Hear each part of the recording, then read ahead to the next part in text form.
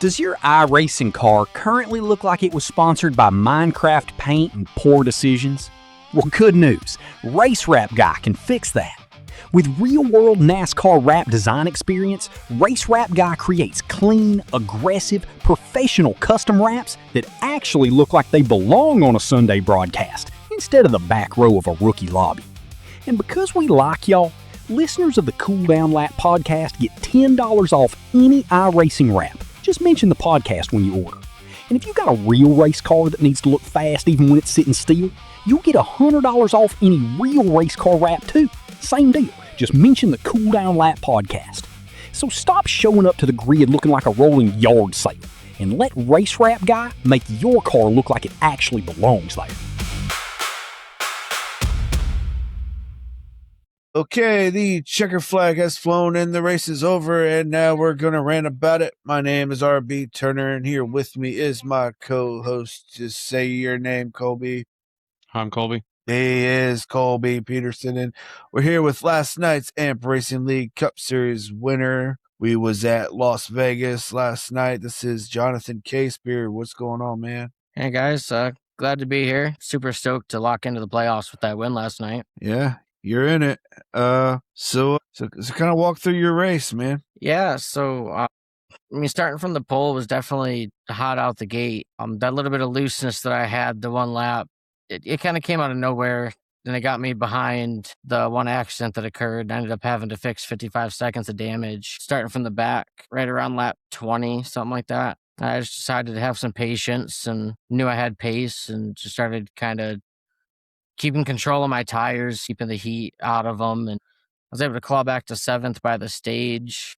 So I knew I had pace, and I just had to take it easy and not get my head too deep. The loose, so because the same thing happened to me, that happened to you. Aaron, drove right in on your rear bumper. You were loose. We both passed you, and then we went into turn 3 and 4. And you were right on my rear bumper, and it literally copy and paste. The only difference is you caught it and I didn't. So, but no, it was it started all right for me anyway. Quickly went to shit, but that that happens. I had computer problems, and unfortunately, it put me 20 laps down at one point, and then I finally had gotten it solved and going again. And then after it started happening again, I just parked it. I was already going to finish last. It didn't matter. It didn't matter what happened. There wasn't enough laps for me to make up to catch any positions. So it was super frustrating. The track didn't seem to be as loose as I thought it was going to be with like the warmer track temp, but it definitely, typical mile and a half Las Vegas, the aero was a big deal, tire saving. And then like you said, you had to keep an element of patience, it seemed like, because if you drove too hard, you were definitely melting tires or, spinning out or getting tight on entry and washing all the way up into the wall. Those seem to be like the 3 most common deals that happened last night. Yeah, I ended up dropping a lot of my brake bias just to try and get it to free up a little bit, especially for 3 and 4. I mean, I was hating 3 and 4. 1 and 2 I could nail. It was just 3 and 4. I just couldn't get it to the bottom the way I wanted. And then the middle started working. And yeah, 3 and 4 is my weakness all night. Yeah, 3 and 4 was definitely tough for me. I don't know about you, RB, but 3 and 4 was where I had a hard time getting it to the bottom of the racetrack. I had no problem getting to the bottom of the racetrack. I had a problem whenever somebody was behind me. And I think my problem is I need to let cars roll a little more. I can't just get back on the throttle. I have a hard time getting my brain to like just wait now. I just want to mash the gas the whole time. Yeah, it's crazy. Sometimes we get in one of those race cars and we think we need to go fast, sometimes slower is faster. Slow is fast sometimes, especially on some of these mile and a halves. If you give up some entry speed, you're saving your right front, but then you're also able to roll the corner better and get a much better drive off, in my opinion. Absolutely. But it's a lot of give and take, on the front end of a run or a restart, when you're trying to pick up what you can, and then understanding where that, like the aggression on the restart versus the like settling into where you're at and just saving your stuff. It's hard to kind of find that. And that seemed to be the deal at the beginning of the race last night, because that's really all I can speak of. But, a lot of guys were going to get what they could, and it just seemed like it just depended on how much harder you wanted to run and for how long you wanted to run to maintain your position before everybody kind of got settled into just running and saving their stuff and seeing what they had at the end of the stage and then again at the end of the race. Yeah, I know saving the tires was a big deal because I think it was at the stage my teammate Chris Roberge stayed out, didn't take tires. And then the next yellow, he took tires and he flew right up to the top 5 and stalled out because I think he just burned everything up. Yeah, tires were a huge deal. I know I had no pace in the very beginning of the run, so I kind of just went to the back, every time there was a restart. And I just hung out and just watched everybody drive away for about 10 or 15 laps. But after that, I felt like Superman. So yeah, and sometimes that's definitely what it takes. I mean, you might feel slow, but it's just because everyone else is overworking their stuff, and they'll come back to you. It definitely takes discipline because it's hard to watch people drive away and especially just somewhere not do fast anything like about Vegas. it. Yeah, we're such a momentum kind of track. Yeah, and you have to be like, just don't give in to the pressure, man. Just everybody else is driving away, going peer pressure, peer pressure, peer pressure. You better get on that gas, man. You better hurry up. We're gonna drive away. Yeah. And just you got it takes a lot of discipline. But how worried about fuel was you? When that yellow flew with roughly 50 to go and I was leading, it was an immediate like panic mode. Like we're gonna be short, we're gonna have to save, and it's not something I'm usually good at. I think when we took the green for that last run, I was like a lap and a half short. And my plan was gonna be to try and run away a little bit and then save. But Aaron kept right with me. And I ended up going from a lap and a half short to like 3 laps short. And I decided to just let him by, follow, start clutching. And that was like round 10 to go. I was like, all right, I can start pushing. I can go try and take the lead back. And we get to 5 to go. And I'm like, I don't have any grip. I can't get past him. And with 2 to go, he called for the pits. And I was like, this is it. Like I locked in. I clutched all 4 corners, just trying to keep some in it to do a burnout. Because I think the next car was like 2 seconds back, fighting with another car, so I didn't have anything to worry about behind. I mean, fuel was definitely scary for a minute, but once I locked in and started clutching, I mean, I knew I'd be good. I thought Aaron might be good, but I mean, apparently he didn't save as good or didn't think he could save as much without risking losing the lead. But I mean, it just took a lot of clutching. I only clutched for the most part through from 1 to 2. Once you're in the middle of 1 and 2, I got back on it, and I didn't do it through 3 and 4. Did the tires give up as much as they normally do, RB? Oh, the tires were killer. They were awful. It Were was you wearing it was the right eating rear them. more than the right front? Well, actually, believe it or not, we started to in the beginning of the run, but as the run went on, then the right front was starting to wear more and more. But I think the lefts were maybe wearing more than the rights were, which is why a couple people were getting kind of loose. I think at one point I had a lot of left rear wear for some reason. Yeah, that kind of threw me off guard. I'm like, what is this? I was like, what are we doing here? You're racing a road course? What's going on? It seemed to be typical Vegas, little hot, little greasy, but it didn't seem to be.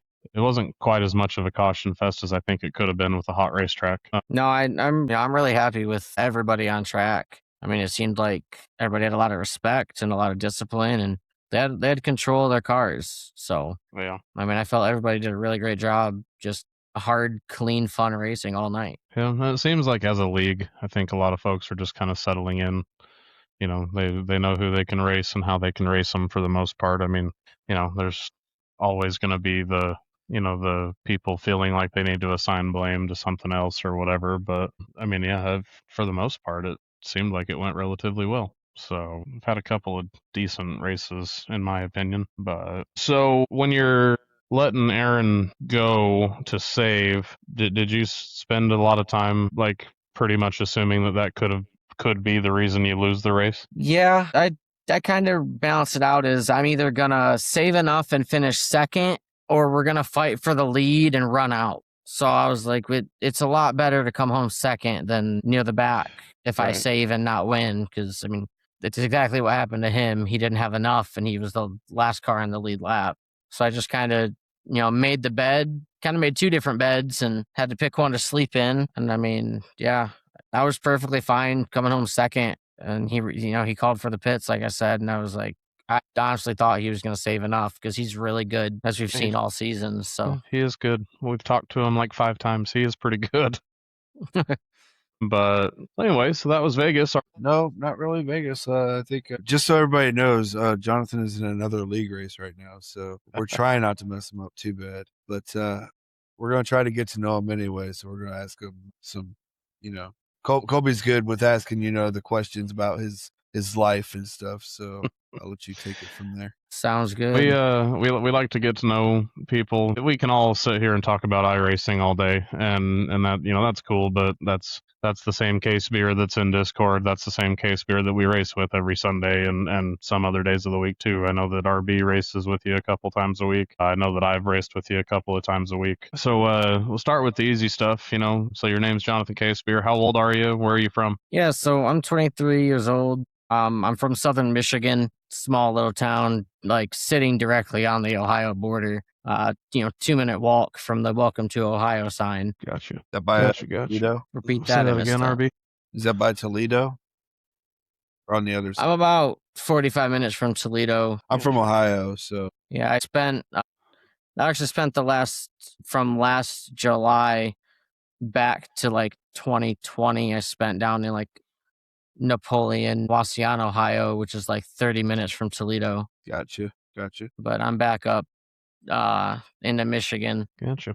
What do you do for work? What's your day job? Currently a lube technician at a dealership. I've had to start back at the bottom of the ladder. With my move back into Michigan, I was higher up the rungs at my last place, but starting at a new location, you kind of got to drop to the bottom and climb back up. So I'm back on the lube rack, just basic maintenance, trying to work back up into your bigger repairs. There's nothing wrong with it. No. I was gonna say, I think all of us have gone from mid pack back to the bottom of the totem pole a handful of times. Oh yeah, I've been from the Lord bottom knows to the top, back to the bottom again. Yep. How long you been on iRacing? I think I got on iRacing near the end of 2022, like roughly October-ish of 2022. Gotcha. You My said you're pit 23. selections here. We got a yellow flag. 23 years old, RB. My God, he's a puppy. He's old enough to be my son. I don't feel old at all. That's okay. I started saying the word 30 out loud, and I just it sounds so much worse. Like 28, 29, you're like, oh, you're still in your 20s. Cool. Then you say the word 30, and you're like, God, that's fucking gross. Just wait. I know. I turned 32 this year, and I'm already like, yeah. Where's it going? I'm like, what the hell is happening? You're still a pup too. I know. My son turns 8 this year. That's what's got me all tripped up. My son turns 8. My daughter turns 5. That's got me all sorts of confused. Yeah. Time sure flies. It does. It's pretty wild how fast it starts going. But what got you into iRacing? I've grown up watching NASCAR from, as early as my memory goes back. Mm-hmm.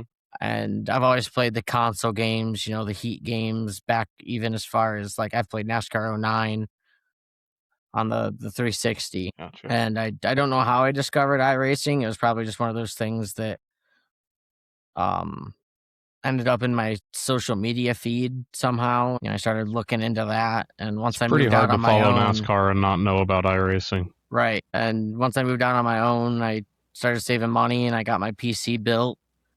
And I saved a little bit more, and I bought my first steering wheel and pedals, which, was one of those with vibration, no force feedback or nothing in it, and a plastic set of pedals. And from there, it just got more expensive, obviously. I'm up It does get out of hand fast. I'm onto a Fanatec base and wheel. I've still got the same set of pedals that I upgraded from the plastics, just a set of Thrustmasters, but yeah, it's just been really fun. I was glad that I discovered it. I'll race. I've got 3 that I will race every single week and compete for the title.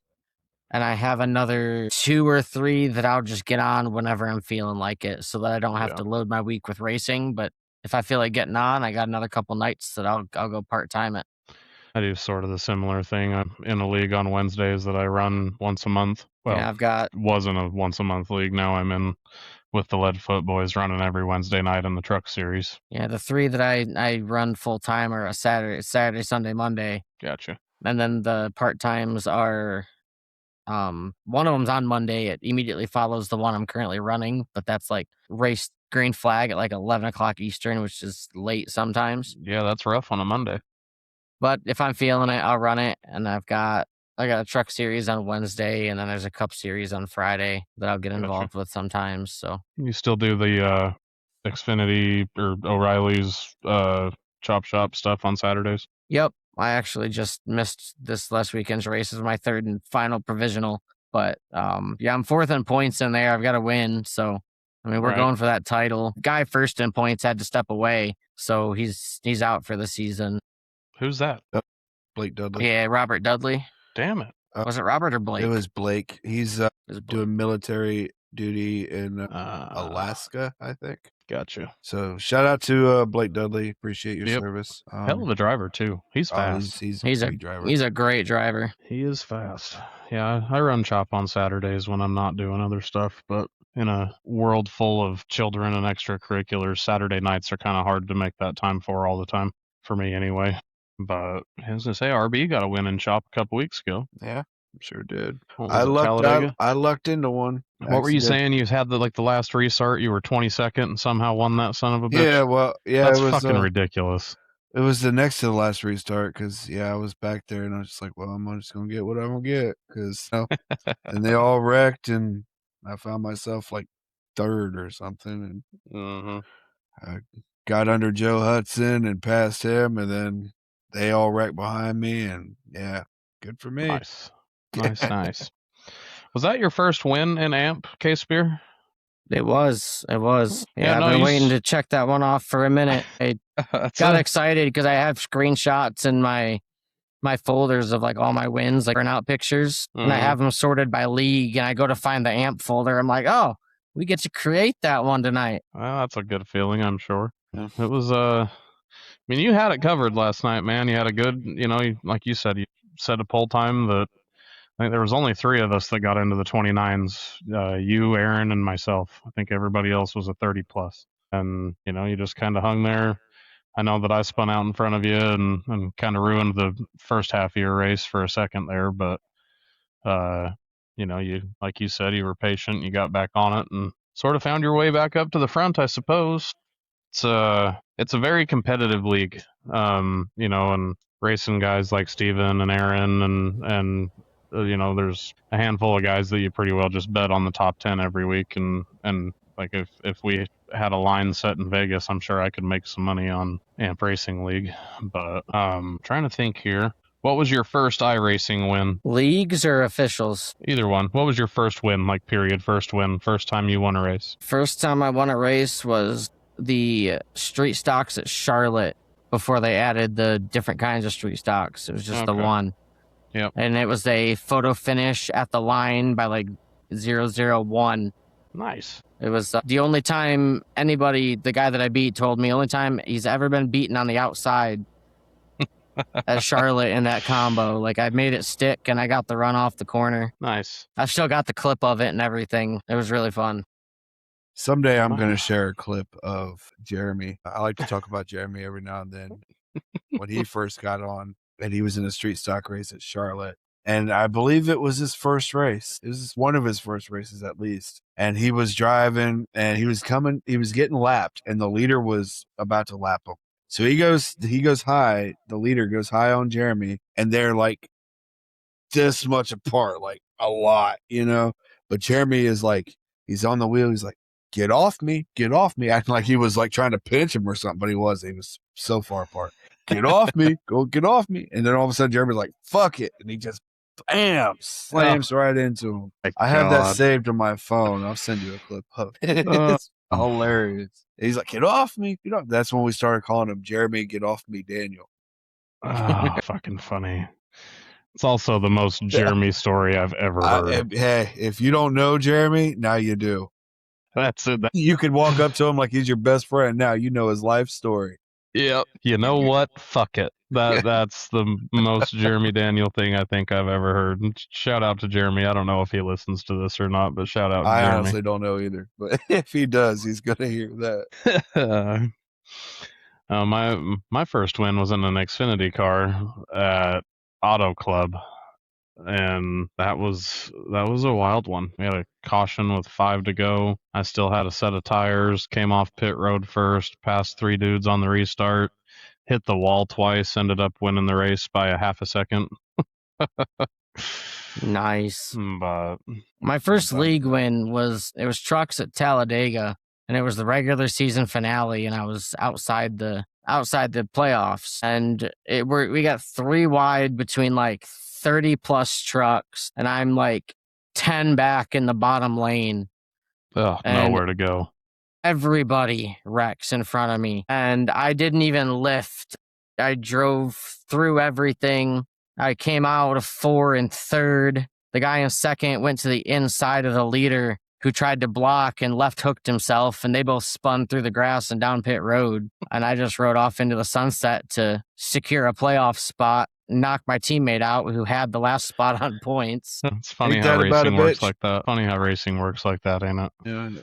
What was your first iRacing win, RB? My first iRacing win in general was a dirt race. Was where? It was a dirt race at USA Dirt Street Stock. Dirt Street Stock, huh? And it was just one of those where they had the track was all used up and everybody was sliding all over the place and crashing into everybody. And I seemed to be the only person that could somewhat control the car. So I might have lapped everybody. My first league win was Daytona and AMP. Won Daytona by 10. I mean, how many people won Daytona race by 10 seconds? No. Not many. I did. I think that moves my count to 1. Yeah. It doesn't happen often, but everybody kind of like Vegas, man. Everybody ran out of fuel and I had enough. So the next closest guy was here we go back to Jeremy, he finished second in that race. He's 10 seconds behind me. And Russ finished third. Man, that's funny. It was a good race. Oh, Casebere.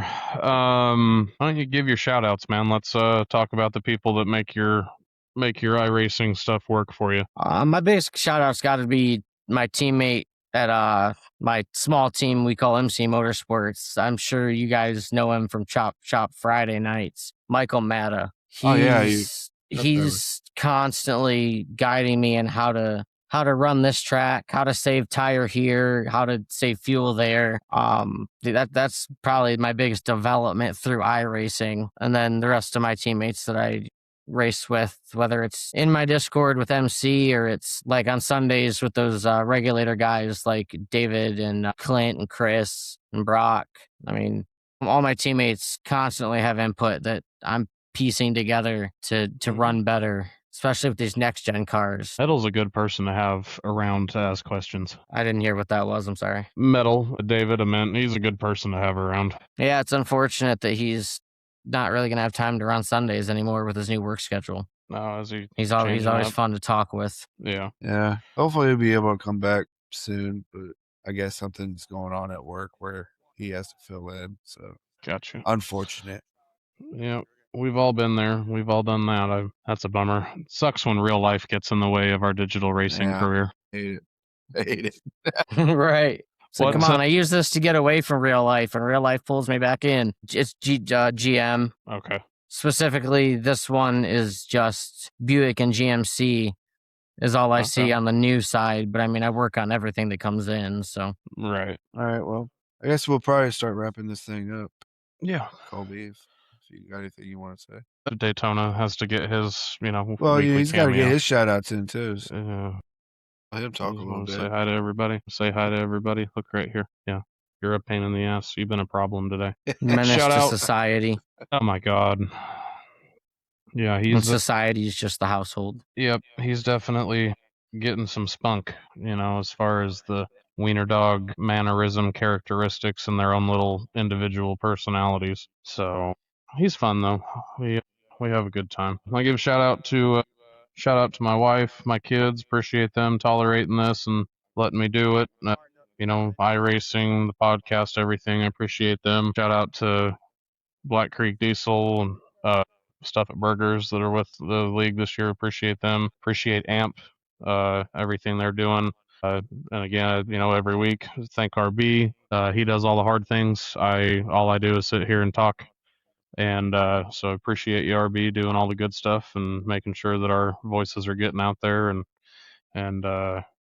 with that, I'll send it to you. Thank you, Colby. Thank you, Johnathan, for being here. You didn't have to, but you did. Sorry we had to interrupt your race.